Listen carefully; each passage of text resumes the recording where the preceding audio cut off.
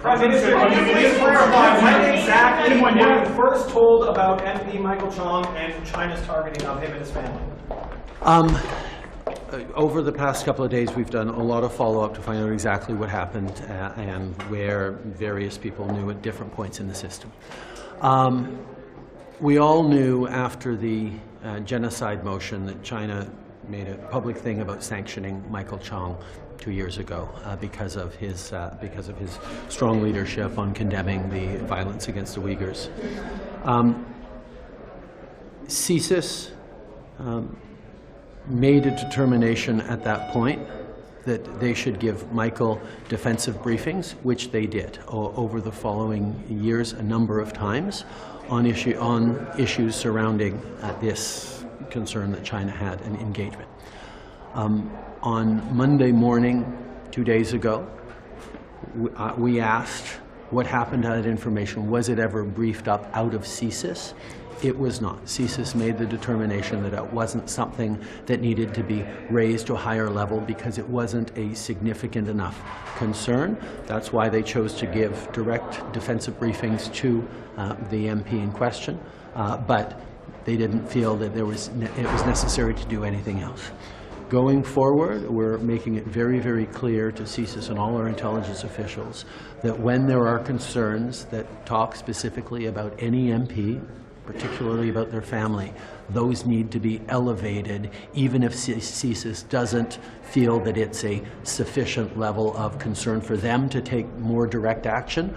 We still need to know about it at the upper government levels. When did you make that directive? When did you learn about it? We are making that directive now. We are making it clear to CSIS that when it involves an MP, even if it's not hitting a threshold that they would previously think needs to be highlighted, we should still know about it. When did you learn specifically about this information about Mr. Chong?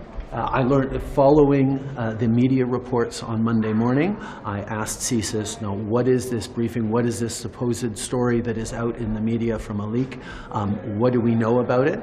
We then retraced over the past couple of days what this was, that CSIS knew about certain things, didn't feel that it reached a threshold that required them to pass it up out of CSIS or give more than just a defensive briefing to Mr. Chong a few months later and then repeat in.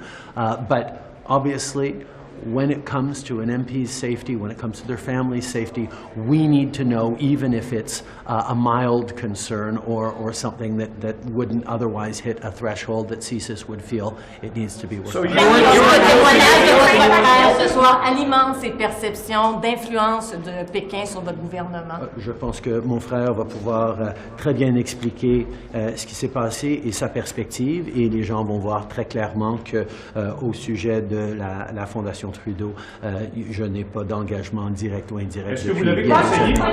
Non, je n'ai pas parlé depuis plusieurs semaines. Russia's claiming that Ukraine attempted to kill Putin and assassinate him. Any comment on that? We very much know how Russia chooses to share and link anything that happens to nefarious plots against them.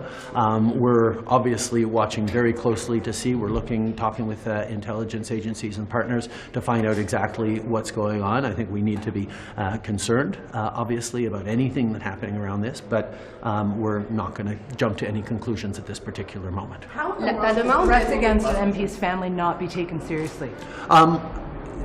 CSIS receives a tremendous amount of information all the time about what various consular officials are doing or what various foreign interference actors are engaged in. They constantly make decisions around what is a credible threat, what is a non-credible threat. They are professionals who make that evaluation. And what I'm saying is, even if it's a less than threshold threat, according to their views, if it regards an MP or an MP's family, it should be passed up going forward to political levels. Just to clarify, Yes, you only found out Monday morning? You didn't know 2 years ago? 2 years ago, I knew that China had sanctioned Michael Chong because, and that they were very unhappy with him because of his leadership. That I found about like everyone else through the public reporting on Monday, and asked CSIS to ask for more information, and that's what we've been gathering over the past days. If anyone ever were to, or ever puts a threat against an MP or a family, we need to know about it, and we're going to make sure that CSIS elevates that, even if it's not a credible threat or doesn't hit the threshold that they would decide is necessary. When it comes to MPs and their families, I think we have to have a higher threshold, or lower threshold. Thank you very much. Thank you.